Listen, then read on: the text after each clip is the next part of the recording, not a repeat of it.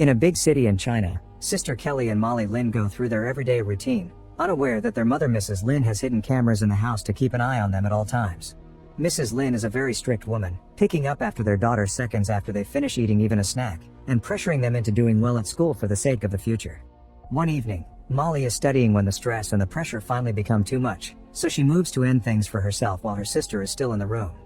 Losing her daughter is devastating for Mrs. Lin, who can't stop having nightmares about Molly's death and gets distracted by intrusive thoughts that sometimes keep her away from housework. However, she doesn't stop being strict towards Kelly. In fact, now Kelly is the only target of her mother's emotional outbursts.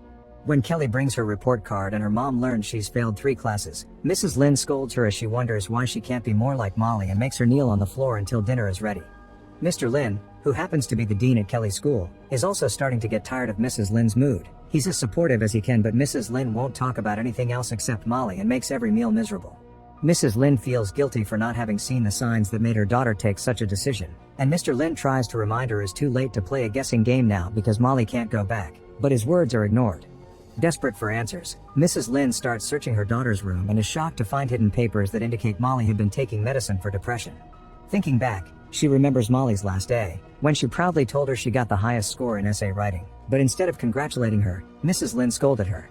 She reminded her that the subject that matters is math because Molly had to go to medical school, so instead of wasting time writing she had to practice more math problems, offering her own help since she has a master's degree from the States. Mrs. Lin also wanted Mr. Lin to be part of the conversation, but he kept staring at his phone.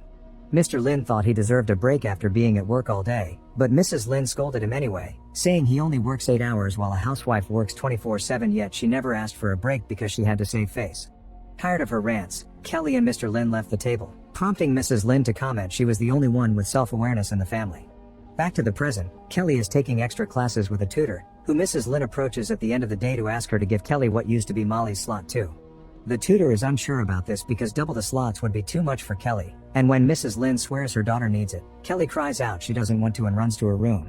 As soon as the tutor is gone, Mrs. Lin goes after Kelly to yell at her, calling her useless and accusing her of wasting her parents' money. She reminds Kelly she could have been a professor too if she hadn't become a mother, and Kelly snaps back, telling her she never asked to be born. Offended, Mrs. Lin stomps out of the room, leaving Kelly to have a breakdown on her own. Later, Mrs. Lin wonders if it had been a mistake to drop her career and depend on Molly for the future.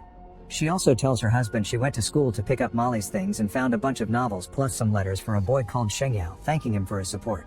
She didn't know about any of these things, and Mrs. Lin feels like she didn't know her daughter. She also points out that Molly was very smart and she couldn't understand how she could do something so incredibly stupid. As Mrs. Lin wonders if she had been too careless, Mr. Lin interrupts her and tells the opposite. She had cared too much. This triggers another rant from Mrs. Lin, who hates her husband's implications of her being a control freak because everything she does is for the family's own good. An argument begins between husband and wife which can be heard by Kelly from her room, keeping her from sleeping. At that moment, Kelly begins remembering another bad night she had a few weeks ago. Molly had been up studying until late, and Kelly could hear her sniffing, but Molly pretended it was allergies instead of crying. Molly also started wondering why she had to study so much since at first she thought studying could get her what she wanted, but obviously it isn't the case after all. When Kelly mentions Molly already has everything and everyone likes her, Molly drops the subject and accepts to go to bed while cuddling her sister for comfort. The next day at school, Kelly is having the usual nap teens have in lunch break, but she's interrupted by a teacher that drags her to a study room. Molly used to come here on her breaks to study more, and Mrs. Lin has sent orders that she wants Kelly to do the same. In this room, there's a locker that still has Molly's name, and when Kelly opens it, she finds some shocking papers that she decides to bring with her.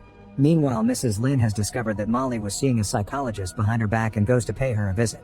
Dr. Zhao refuses to share any information about Molly's mental state because that's private patient information, causing Mrs. Lin to call her a bad doctor and leave in a huff. Afterward, Mrs. Lin goes home to search Molly's things again and suddenly remembers a lunch she had with another family a few months ago, where she told everyone about Molly's amazing achievements and how she would be a great doctor someday, which annoyed Molly a lot. Mrs. Lin's friend had a son named Zhishang, who told everyone about his latest research. He was working on a machine that would observe a person's daily routine, and based on that, it could accurately guess that person's thoughts and behavior. This would allow him to get actual memories that maybe not even that person wanted to face. Back to the present, Mrs. Lin goes to see Zhishang, who explains the machine is still in the trial phase because they have no human subjects to try it on, and nobody wants to volunteer because they would have to share many private things. Mrs. Lin wants him to use this machine on Molly to find out why she did something so drastic and hands him a USB stick with all the recordings from her security cameras. Now Jishang only needs a few days to create a model based on all this data. When Jishang contacts Mrs. Lin again sometime later, he has bad news. The information on the USB stick isn't enough. This only shows Molly's home life, which Mrs. Lin already knew about. To fully understand her, they need her other memories. Desperate for answers, Mrs. Lin gives Jishang permission to access Molly's body and put a chip in her brain to gain access to her neural activity. The procedure goes smoothly, but the idea of reactivating Molly's neurons even if temporarily won't stop bothering Mrs. Lin, who keeps imagining Molly waking up and finding herself trapped inside the coffin. Later during dinner, Kelly says she's going out instead of studying because a tutor can't magically make her smart like Molly.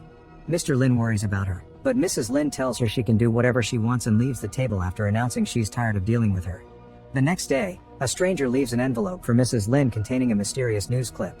When Jishang is finally done with the recreation of Molly's mind, he connects the machine to Mrs. Lin, who chooses to first visit Molly's last day. The poor girl had felt horrible over dinner when her mother wouldn't congratulate her on the essay achievement, and later while she was studying, she kept hearing her sister laughing at some comic she was reading behind her school book. Feeling alone and hopeless, Molly couldn't take it anymore and moved to end it all. When the memory is over, Mrs. Lin remembers the news clip someone left at her house, which was about a short story contest won by Sheng Yao, the guy in Molly's letters. Still in denial, Mrs. Lin thinks he may be responsible for Molly's death and asks Jishang to let her access older memories, not caring about the warning on how living through Molly's depression may affect her own mood.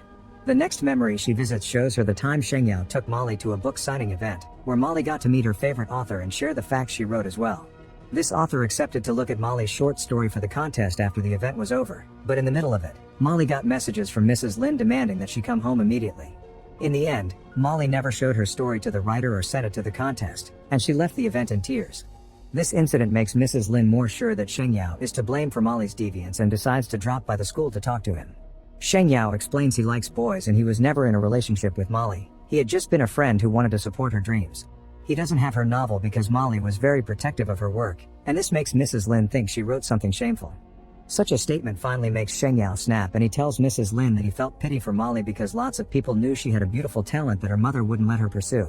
Mrs. Lin refuses to believe lots of people knew about this side of her daughter and she didn't, so she assumes she must have been a bad writer and that's why she ended things. Later, Mrs. Lin admits Sheng Yao was right about one thing: she didn't know Molly well. But at the same time, if she hadn't been such a controlling mother, she wouldn't have found out all this extra information. The next time Kelly comes home with bad grades, Mrs. Lin is so furious she almost hits her with a duster, but she stops herself just in time because she hallucinates Molly being there to stop her. Sometime later, Mrs. Lin goes to see Dr. Zhao again, this time asking to become her patient. She explains she's been losing control of her emotions and she's had trouble sleeping, so she worries it may be depression.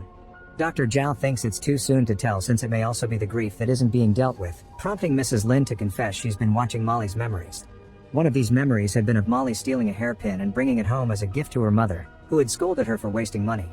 Mrs. Lin has come to understand she didn't know her daughter at all, but she isn't sure if looking at the memories is making her feel better or worse. Dr. Zhao wonders why Mrs. Lin won't respect her daughter, and if she saw all the memories, why she still come to her for help. By now she should already understand what happened and why Molly lied and hid things from her. Mrs. Lin doesn't get it and keeps asking for help, so Dr. Zhao gives her an exercise to deal with her denial. She must put herself in Molly's point of view and understand how Molly saw her own mother. As she explains this, Dr. Zhao remembers one of her own meetings with Molly, where she admitted she felt like a deviant because stealing and watching her mother wear the stolen goods made her feel guilty yet good.